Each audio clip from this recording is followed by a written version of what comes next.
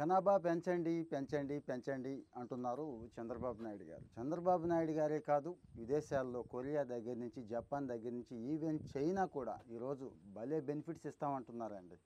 ఎక్కువ మంది పిల్లల్ని కనండి, కనండి, లేకపోతే వెనకబడిపోతాం, దేశం నాశనం అయిపోతుంది అని చాలా గట్టిగా చెప్తున్నారండి. చాలామందికి ఈ విషయం మీద చాలా ఆశ్చర్యాలు ఉన్నాయి.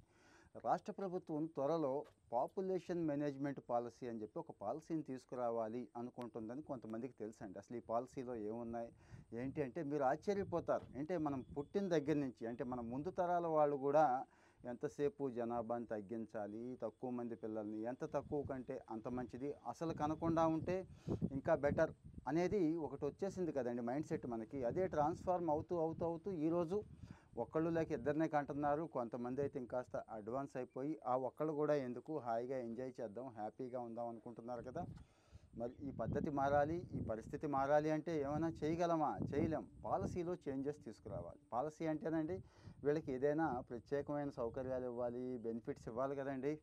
ఆ బెనిఫిట్స్ ఇచ్చే విషయంలోనూ, జనాభాని పెంచే విషయంలోనూ చాలా చాలా చాలా చాలా స్పీడ్గా నిర్ణయాలు తీసుకుంటున్నారు. అవన్నీ ఈ వీడియోలో షేర్ చేస్తున్నాను. స్కిప్ చేయకుండా అంతా చూడండి. మన వాళ్ళకు కూడా షేర్ చేయండి. ఈ విషయం మీద అవగాహన అవసరం అండి, అందరికీ అవసరం. సరే, ఈ రోజుకి మన జనాభాలో 15% దాకా వృద్ధ జనాభా ఉందండి. వృద్ధ జనాభా అంటే ఓల్డ్ ఏజ్ పాపులేషన్. వీళ్ళు రెస్ట్ మూడ్లో ఉంటారు. అంటే మన దేశంలో మీకు తెలుసు కదా, 40-50కే పని చేయరు. ఇక 60 తర్వాత పని చేయమంటే ఇంకా కష్టం కదండి. హాయిగా రెస్ట్ తీసుకునే మూడ్లో ఉంటారు కాబట్టి అంటే పనిచేసే జనాభాలోకి రారు. ఆ శాతం పెరుగుతోందండి. ఇది రాబోయే 20-30 సంవత్సరాల్లో 25-30% పెరగవచ్చు అంటున్నారండి. ఎందుకు అంటే వైద్య సౌకర్యాలు అద్భుతంగా ఉన్నాయి, లైఫ్ స్పాన్ పెరుగుతోంది. ఇంకొక 10 రోజులు కాదు, 10 సంవత్సరాలు పెరిగే అవకాశం పెరిగింది. స్వాతంత్రం వచ్చినప్పుడు 30 చిల్లరండి మన లైఫ్ స్పాన్ యావరేజ్. ఈరోజు 65-70 మధ్యకి వచ్చేసిందండి. ఇంకో 10-15 సంవత్సరాలకి 80-90కి వచ్చేయచ్చు. ఎందుకంటే టెక్నాలజీ ఇంప్రూవ్ అవుతోంది. ఏఐ కూడా ఈరోజు వైద్యానికి ఉపయోగపడుతోంది. ఇక వైద్య సౌకర్యాల గురించి ప్రత్యేకంగా చెప్పక్కర్లేదు. మరి ఎన్ని కంఫర్ట్స్ వస్తున్నప్పుడు వృద్ధ జనాభా పెరిగిపోతే పనిచేసే పాపులేషన్ తగ్గిపోతోంది. ఈరోజు ఎలా అయిపోయిందంటే పనిచేసే పాపులేషన్ ఏ దేశానికైతే, ఏ సమాజానికైతే ఎక్కువ ఉంటారో వాళ్ళు బాగా సక్సెస్ అవుతారు, అభివృద్ధిలోకి వెళ్ళిపోతారు అంటున్నారు కదా. దాన్నే బేస్గా చేసుకొని ఈరోజు మన రాష్ట్రంలో కూడా పాపులేషన్ పెంచుదాం అని పాపులేషన్ పాలసీని డిజైన్ చేస్తున్నారు. కొన్ని విషయాలు అయితే బయటకు వచ్చినాయి, అవే నేను మీకు షేర్ చేస్తున్నానండి. జనరల్గా ఇప్పటికీ పిల్లలు పుట్టని వాళ్ళు, అంటే ఎన్ని రకాలుగా ప్రయత్నించినా ఏదో లోపంతో పుట్టని వాళ్ళు ఉన్నారండి. 10-20% ఉన్నారంటున్నారు. అందుకే ఈ మధ్య ఐవీఎఫ్ క్లినిక్లు, ఇన్విట్రో ఫెర్టిలైజేషన్ అంటున్నాం కదండి, సంతాన ఉత్పత్తి కేంద్రాలు ఒక రకంగా చెప్పాలంటే. అక్కడ సిట్టింగ్స్ ఉంటాయండి. ఒక్కొక్కరికి ఒక సిట్టింగ్ సెట్ అవ్వచ్చు, ఒకరికి 2-3-4 సిట్టింగ్స్ కూడా పాపం వెళితే కానీ పిల్లలు పుట్టని పరిస్థితి ఉంది. మరి అంత భరించగలరా?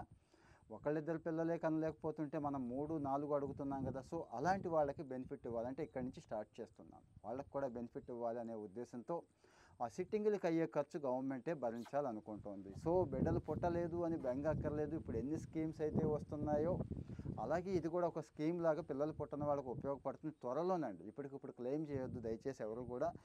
త్వరలో వస్తుంది. సో బిడ్డలు పుట్టలేదు కాబట్టి ఈ ఖర్చు అంతా కూడా గవర్నమెంటే భరిస్తుంది. మీరు హాయిగా వెళ్ళి బిడ్డలను కనండి. ఒకరిని కంటారా, ఇద్దరిని కంటారా, ముగ్గురు కంటారా? ముగ్గురికి ఐవీఎఫ్ అవసరం అనుకుంటే ఇవ్వచ్చేమో గవర్నమెంట్ ఒకటి. 2 బిడ్డలను కంటాం కానీ పోషించడం కష్టమైపోతుందండి, మీకు తెలిసిందే కదా.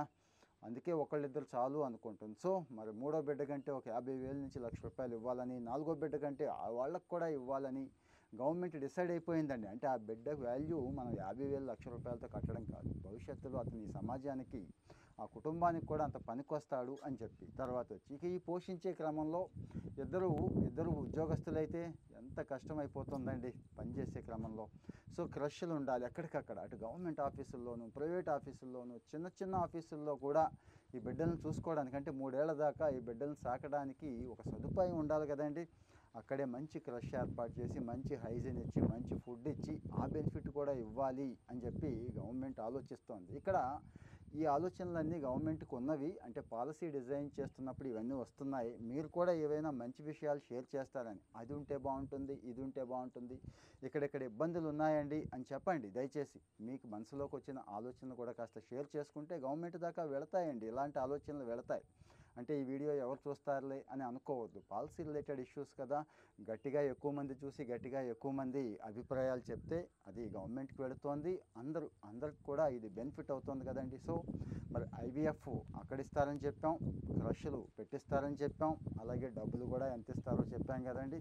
ఇంకా సెలవులు అండి, ఇప్పుడు 6 నెలలు సెలవు ఉంది కదా, ఇవి మాతృత్వ సెలవులు అంటున్నాం. బిడ్డ కంఠం కోసం మరి గర్భిణీ స్త్రీ దగ్గర నుంచి కాస్త ప్రసవం అయ్యాక కూడా ఇబ్బంది ఉంటుంది. అది సంవత్సరం చేయాలనుకుంటున్నారండి. సంవత్సరం అంటే ఇప్పుడు ఇద్దరుంటే ఇద్దరికి ఇస్తున్నారు కదా, తెలుసు కదా. రేపు ముగ్గురున్నా నలుగురున్నా కూడా దీన్నే అప్లై చేయాలి, అన్ని రోజులు సెలవు ఇవ్వాలి అనుకుంటున్నారండి. అలాగే పితృత్వ సెలవులు కూడా ఇప్పుడు 15 రోజులు ఉన్నాయండి. మగవాళ్ళకి సెలవులు ఉన్నాయి కదా, మరి ఆ భార్య బిడ్డల్ని చూసుకోవడం కోసం అతనవసరం కూడా ఉంటుందని వాటిల్ని కూడా అంటే 3, 4 బిడ్డలకి ఎక్స్టెండ్ చేయాలని, అలాగే ఇంకాస్త పెంచితే బాగుంటుందేమో, అంటే మగవాళ్ళకు కూడా సెలవులను పెంచితే బాగుంటుందేమో అని చెప్పి ఆలోచిస్తున్నారండి. చూశారు కదా, బిడ్డల్ని కనండి అని ప్రభుత్వాలు చెప్పటం ఓకే, కానీ ఇక్కడ నాకు తెలిసి ఎన్ని కామెంట్లు వస్తాయో నెగిటివ్గా కూడా. ఉన్నాళ్ళనే పోషించలేకపోతున్నాం, పెంచలేకపోతున్నాం, మీరేంటి సార్ ఇలాగంటారు, చెప్పడానికి ఏముంది, ముఖ్యమంత్రి గారు, పీఎం గారు లేకపోతే బాగానే చెప్పేస్తారు మీరు కూడా అంటారేమో. కానీ భవిష్యత్తు కూడా ఒకసారి ఆలోచించండి. అప్పటి రోజులకి ఇప్పటికీ గత 10-15 సంవత్సరాల్లోనే చాలా చేంజ్ వచ్చింది. 10-15 సంవత్సరాల కిందట మన తలసరి ఆదాయం చాలా తక్కువ అండి, చాలా తక్కువ.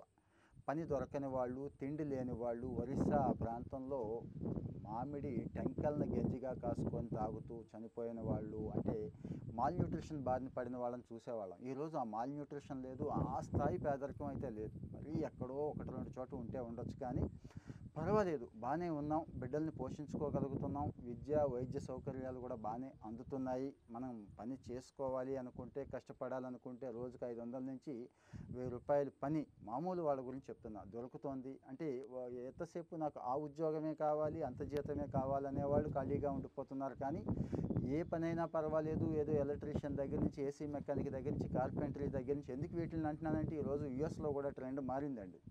ఇవే నేర్చుకుంటున్నారు, వాళ్ళు కూడా నేర్చుకుంటున్నారు. ఎందుకంటే రేపు ఏఐ వచ్చి కంప్యూటర్ సైంటిస్టుల దగ్గర నుంచి మిగిలిన అన్ని పనులు చేసే వాళ్ళని ఏఐ రిప్లేస్ చేస్తుందేమో, కానీ మన బాత్రూంలోకి వచ్చి ఏఐ ట్యాప్ రిపేర్ చేయగలదా, మన ఏసీ రిపేర్ చేయగలదా, మన డోర్ పాడైతే బిగించగలదా, ఇలాగ చాలా ఉన్నాయి. వీటిని కూడా నేర్చుకుంటున్నారు. అంటే నా ఉద్దేశం, పని చేయాలి అనుకున్నప్పుడు ఆ స్కిల్ పెంచుకున్న వాళ్ళకి ఈరోజు ఆదాయానికి ఇబ్బంది లేదు. కాబట్టి బిడ్డల్ని కనండి అంటే కనే అవకాశం లేని వాళ్ళం ఏమీ చేయలేం మనలాంటి వాళ్ళం. కానీ ఆ కనే ఏజ్లో ఉన్నవాళ్ళు, అంటే 30 సంవత్సరాల లోపు ఉండి ఇక బిడ్డల్ని కనే అవకాశం ఉన్నవాళ్ళు ఒక బిడ్డను ఎక్కువ కనటం వల్ల నష్టమేమీ లేదు, మీ కుటుంబానికి కూడా మేలే జరుగుతుంది. అంటే ఇప్పుడు ఏదైతే సొసైటీకి మేలు అని అనుకుంటున్నామో రేపు మన పరిస్థితి కూడా అంతేనండి. మనం వృద్ధ జనాభాలోకి వెళ్ళిపోయినప్పుడు 2 కాదు, 3 కాదు, 4 బిడ్డలు ఉంటే ఏమో ఆలోచించండి ఒకసారి. ఒకళ్ళు కాకపోతే ఒకళ్ళైనా చూస్తారేమో అని ఆశ ఎప్పుడు కాదు, ఎప్పుడో ఉండేది. 100 ఏళ్ల కిందట ఉండేది, మెల్లమెల్లగా అయిపోయింది, మళ్ళీ అది తెచ్చుకోవాలేమో. రెండోది, 4 కలెక్టివ్గా ఉంటే ఎంత పెద్ద కుటుంబం అవుతుంది, వాళ్ళ బిడ్డలు ఇంకా ఎంత పెద్ద కుటుంబం అవుతుంది. మీరు ఆ కుటుంబానికి యజమాని అవుతారు, అందరూ బాగుంటారు. ఈరోజు ప్రపంచం ఆ రోజుల్లాగా లేదు, మన ఊళ్ళోనే ఉండిపోయి మన రాష్ట్రంలోనే ఉండిపోయే పరిస్థితి లేదండి. మహా అయితే పొరుగురు వెళ్ళేవాళ్ళం, ఇప్పుడు పొరుగు దేశాలకు అవకాశం వస్తుంది. జపాన్, జర్మనీ దగ్గర నుంచి, అమెరికా దగ్గర నుంచి చాలా అవకాశాలు వస్తున్నాయి కదా. సో ఒక బిడ్డ అక్కడ, ఓ బిడ్డ ఎక్కడ ఉంటారు, హాయిగా ఉంటారు, హ్యాపీగా ఉంటారని ఆలోచన కావచ్చు. ప్రపంచం కుగ్రామం అయిపోయింది, గ్లోబలైజేషన్లోకి వచ్చేసాం. కాబట్టి ఈరోజు మన సంతానం రేపటి రోజు మనకు భారం కాకపోవచ్చు అని. అయితే కానీ మీకు తెలుసండి, అది చాలా ఇంపార్టెంట్. కానీ వదిలేయకుండా, అంటే ఈరోజు కొన్ని ట్రైబ్స్లోనూ అక్కడ చూశాను, బిడ్డల్ని ఎంత కంటే అంత మంచిది, ఎందుకంటే వాళ్ళు ఆ పని ఈ పని చేసి పెడతారని. కొంతమంది యాచకులు, అడుక్కునే వాళ్ళు వీళ్ళు ఉన్నారు కొన్ని సొసైటీస్లో. వాళ్ళు ఎంతమంది బిడ్డలు అయితే అంతమంది బిడ్డలు కనేసి రోడ్డు మీద వదిలేస్తారండి. అంటే అడుక్కు తెస్తూ ఉంటే వీళ్ళు పేరెంట్స్ ఇచ్చేస్తూ ఉంటారు. అలా ఆలోచించుకోండి.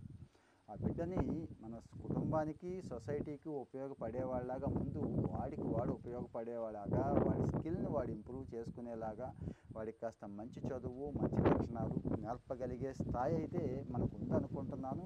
లేని వాళ్ళు కాస్త ఆలోచించవచ్చు. ఓకే, పర్వాలేదు, నాకు ఆ స్థాయి ఉంది అనుకునేవాళ్ళు ఆలోచించాల్సిన అవసరం లేదు. ఈరోజు పెద్దగా కష్టపడాల్సిన అవసరం కూడా లేకుండా తెలుసు కదండి, బిడ్డల్ని కనేస్తున్నారు. అంటే హాస్పిటల్స్, మెడికల్ ఫెసిలిటీస్ అన్నీ వచ్చినాయి కాబట్టి. సో మరి ఈ కాన్సెప్ట్ మీకు ఎలా అనిపించింది? ఈ పాపులేషన్ పాలసీ ఇలా అనుకుంటున్నారండి, ఇలా అనుకుంటున్నారు. మీకు ఏమనిపించిందో చెప్పండి కామెంట్లో. మీ ఒపీనియన్ చాలా చాలా వాల్యుబుల్, మర్చిపోవద్దు. కామెంట్లో మీ ఒపీనియన్ ఇవ్వండి. అలాగే బాగుంటే మీ వాళ్ళకి షేర్ చేయండి. Thank you.